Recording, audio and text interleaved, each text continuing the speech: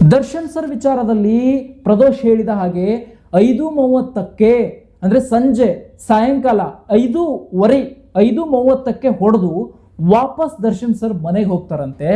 ಆ ಸಂದರ್ಭದಲ್ಲಿ ಉಳಿದುಕೊಂಡಿರೋರು ಯಾರು? ಪಟ್ಟಣಗೆರೆ ಸೆಡ್ನಲ್ಲಿ.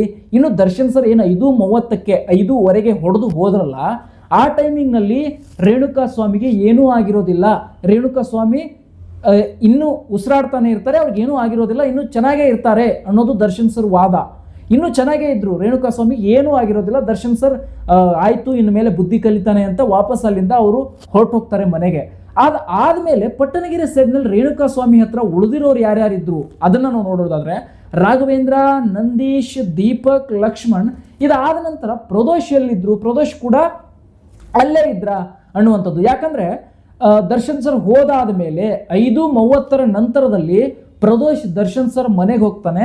ಮನೆಗೆ ಹೋಗಿ ಹೇಳ್ತಾನೆ ಪ್ರದೋಷ್ ಹೇಳ್ತಾರೆ, ದರ್ಶನ್ ಸರ್ ರೇಣುಕಾ ಸ್ವಾಮಿ ಸತ್ತೋದ ಅಂಥೇಳಿ ಪ್ರದೋಷೇ ಹೇಳಿದ್ದು. ಆಗ ದರ್ಶನ್ ಸರ್ ಒಮ್ಮೆ ಶಾಕ್ ಆಗ್ತಾರಂತೆ, ಏನು ರೇಣುಕಾ ಸ್ವಾಮಿ ಸತ್ತೋದ್ನ ಅಂತ ಈ ರೀತಿ ಶಾಕ್ ಆಗ್ತಾರಂತೆ. ಸೊ ಶಾಕ್ ಆದಮೇಲೆ ಹೆಂಗಪ್ಪ ಇದು ಹೆಂಗೆ ನಡೀತು ಅಂತೆಲ್ಲ ಪ್ರಶ್ನೆ ಕೇಳ್ತಾರಂತೆ. ರೇಣುಕಾ ಸ್ವಾಮಿ ಸತ್ತು ಹೋಗಿರೋ ವಿಚಾರ ಕೇಳಿ ದರ್ಶನ್ ಸರ್ ಶಾಕ್ ಆಗಿದ್ದಾರೆ ಅಂತೆಲ್ಲ ಹೇಳ್ತಾರೆ.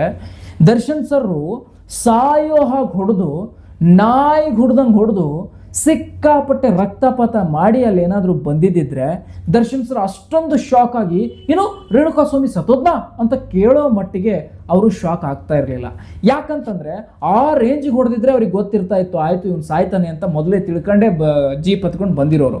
ಆದರೆ ಅವ್ರು ಸತ್ತೋದ್ನ ಅಂತ ಶಾಕ್ ಆಗ್ತಾರೆ ಅಂದರೆ ಅವ್ರು ಆ ರೇಂಜಿಗೆ ಹೊಡೆದಿರಲ್ಲ ಅನ್ನೋದೆಲ್ಲೋ ಒಂದು ಕಡೆ ನಾವು ಸಾರ್ವಜನಿಕ ವಲಯದಲ್ಲಿ ತಿಳ್ಕೋಬೇಕಾಗತ್ತೆ. ಅವ್ರಿಗೂ ಕೂಡ ಅದೇ ಗೊತ್ತಿರುತ್ತೆ. ಮತ್ತು ಚಾರ್ಜ್ ಶೀಟ್ ಉಲ್ಲೇಖ ಆಗುವಾಗ ಅವ್ರು ಹೇಳಿರೋದು ಇದೇ ಮಾತಂತೆ, ಪಟ್ಟಣಗೆರೆ ಸೆಡ್ಗೆ ಹೋಗಿದ್ದೆ, 1-2 ಏಟ್ ಹೊಡೆದಿದ್ದೆ, ನಾನು ವಾಪಸ್ ಬುದ್ಧಿ ಕಲಿಯಪ್ಪ, ಇನ್ನು ಈ ಥರ ಮಾಡಬೇಡ ಅಂತ ಹೇಳಿ ನಾನು ವಾಪಸ್ ಮನೆಗೆ ಬಂದೆ.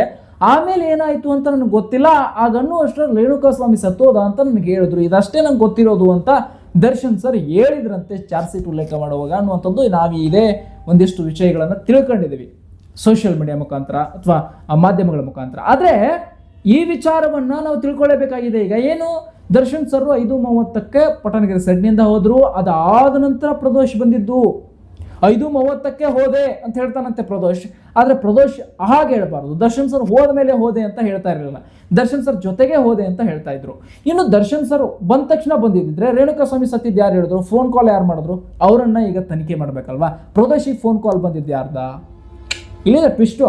ಆಮೇಲೆ ಆಯಿತು, ಪ್ರದೋಷ್ ರವರೇ ನಿಂತಿದ್ರು, ರೇಣುಕಾ ಸ್ವಾಮಿ ಸತ್ತ ಮೇಲೇ ಪ್ರದೋಷ್ ಬಂದು ದರ್ಶನ್ ಸರ್ ರೇಣುಕಾ ಸ್ವಾಮಿ ಸತ್ತೋದ ಅಂತ ಹೇಳಿದ್ರು. ರೇಣುಕಾ ಸ್ವಾಮಿ ಸ್ಥಿತಿ ಸಾಯೋ ಮಟ್ಟಿಗಿದೆ ಅಂದರೆ ದರ್ಶನ್ ರವರಿಗೆ ಒಂದು ಫೋನ್ ಕಾಲಲ್ಲಿ ಹೇಳಬೇಕಿತ್ತಲ್ಲ, ದರ್ಶನ್ ಸರ್ ಹಿಂಗೆ ರೇಣುಕಾ ಸ್ವಾಮಿಗೆ ಈ ಥರ ಒಂದು ಸೀರಿಯಸ್ ಆಗಿದ್ದಾರೆ, ಅವ್ರನ್ನ ಹಾಸ್ಪಿಟ್ಲ್ಗೆ ಕೊಯ್ಬೇಕು, ಇಲ್ಲಾಂದರೆ ಸತ್ತೇ ಹೋಗ್ತಾರೆ ಅಂತ ಒಂದು ಹೇಳುವಂಥ ಒಂದು ಕಾಮನ್ ಸೆನ್ಸೋ ಅಥವಾ ಎಲ್ಲೋ ಒಂದು ಕಡೆ ಆ ಭಯನೂ ಇರಲಿಲ್ವಾ ಇವರಿಗೆ, ಪ್ರದೋಷ್ಗೆ? ಆಮೇಲೆ ಲಕ್ಷ್ಮಣ್, ನಂದೀಶ್ ಮತ್ತು ಇನ್ಯಾರ್ಯಾರು ರಾಘವೇಂದ್ರ, ದೀಪಕ್, ಲಕ್ಷ್ಮಣ್ ಇವ್ರಿಗೆ ಯಾರಿಗೂ ಇರಲಿಲ್ವಾ ಅನ್ನುವಂಥದ್ದು ಎಲ್ಲೋ ಒಂದು ಕಡೆ ಪಾಯಿಂಟ್ಗಳು ಹುಟ್ಕೊಳ್ತಾವೆ ಇಲ್ಲಿ. ಇದನ್ನೆಲ್ಲ ನೋಡಿದಾಗ ಒಂದು ಅನಿಸುವಂಥ ವಿಚಾರ ಏನಪ್ಪ ಅಂತಂದರೆ, ದರ್ಶನ್ ಸರ್ ಬಂದ ಮೇಲೆ ಏನಾದರೂ ನಡೀತಾ ಅಲ್ಲಿ, ದರ್ಶನ್ ಸರ್ ಬಂದ ಮೇಲೆ ಏನಾದರೂ ನಡೆದಿದೆಯಾ ಅನ್ನುವಂಥದ್ದು ಕಾಮನ್ ಆಗಿ ಹುಟ್ಟತಕ್ಕಂಥ ಒಂದಿಷ್ಟು ಸಂಶಯ ವಿಚಾರಗಳು. ಸೊ ದರ್ಶನ್ ಸರ್ ಬಂದ ಮೇಲೆ ಅಲ್ಲಿ ಏನಾದರೂ ನಡೆದಿದ್ದರೆ ನಿಜಕ್ಕೂ ಅದು ಕೂಡ ತನಿಖೆ ಆಗತ್ತೆ. ಇನ್ನು ಒಂದಂತೂ ಕ್ಲಿಯರು, ಒಬ್ಬ ವ್ಯಕ್ತಿ ಹಿಗ್ಗಾಮುಗ್ಗ ಹೊಡೆದು ರಕ್ತಪಾತ ಮಾಡಿ ಬಂದಿದ್ರೆ ಆ ವ್ಯಕ್ತಿಗೆ ಗೊತ್ತಿರುತ್ತೆ ಆ ವ್ಯಕ್ತಿ ಸಾಯ್ತಾನೆ ಅಂತ. ಶಾಕ್ ಆಗೋದೇ ಬರೋದಿಲ್ಲ ಅಲ್ಲಿ. ಇದೇ ಪ್ರದೋಷ್ ಹೇಳಿದ್ದಾನೆ ಅನ್ನೋ ಮಾಹಿತಿಯನ್ನು ನಾವು ನೋಡಿದಾಗ ಈ ಪ್ರದೋಷ್ ಹೇಳ್ತಾನೆ, ದರ್ಶನ್ ಸರ್ ಒಮ್ಮೆಗೆ ಶಾಕ್ ಆದ್ರಂತೆ, ಶಾಕ್ ಆಗ್ಬಿಟ್ರು, ರೇಣುಕಾ ಸ್ವಾಮಿ ಹೆಂಗೆ ಸತ್ತ, ಏನಾಯಿತು, ಹೆಂಗೆ ಅಂತೆಲ್ಲ ಪ್ರಶ್ನೆ ಮಾಡಿದ್ರಂತೆ. ಈ ರೀತಿ ಆ ಪ್ರದೋಷ ಹೇಳಿದ್ದಾನೆ ಅನ್ನೋಂಥದ್ದನ್ನು ನಾವು ನೋಡಿದ್ದೀವಿ.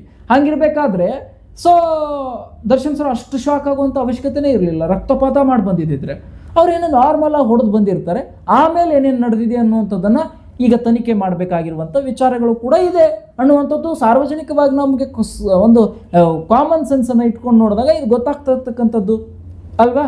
ಸೊ ಇದು ಎಲ್ಲ ಒಂದು ಕಡೆ ಹಿಂಗೂ ಇದು ಇರಬಹುದು ಅನ್ನುವಂಥ ಪ್ರಶ್ನೆಗಳು ಹುಟ್ಟುತ್ತೋ ಇಲ್ವೋ ಒಂದು ಸಾರ್ವಜನಿಕ ವಲಯದಲ್ಲಿ. ಸೊ ಅದನ್ನೇ ನಾನು ನಿಮಗೆ ದರ್ಶನ್ ಸರ್ ಅಭಿಮಾನಿಗಳಿಗೆ ತಿಳಿಸಿರುವಂಥದ್ದು. ಇದು ಹೇಗೆ ಅನ್ನುವಂಥದ್ದನ್ನು ನೀವು ಕೂಡ ಕಮೆಂಟ್ ಮಾಡಿ ತಿಳಿಸಿ. ಅಷ್ಟಕ್ಕೂ ಇನ್ನೊಂದು ಹೇಳ್ತಾ ಇದ್ದೀನಿ, ದಯವಿಟ್ಟು ದರ್ಶನ್ ಸರ್ ಅಭಿಮಾನಿಗಳು ಸಬ್ಸ್ಕ್ರೈಬ್ ಮಾಡ್ದೆ ಹಂಗೆ ಹೋಗ್ಬೇಡಿ. ಇದು ಅವ್ರಿಗಂತಾನೆ, ಅವ್ರ ಅಪ್ಡೇಟ್ಸ್ಗಂತಾನೆ, ಅವ್ರಿಗೋಸ್ಕರ ಅಂತಾನೆ ಮಾಡಿರುವಂಥ ಒಂದು ಚಾನಲ್. ದಯವಿಟ್ಟು ಪ್ಲೀಸ್ ದರ್ಶನ್ ಸರ್ ಅಭಿಮಾನಿಗಳು ನಮಸ್ಕಾರ, ಸಬ್ಸ್ಕ್ರೈಬ್ ಮಾಡಿ. Okay, thank you.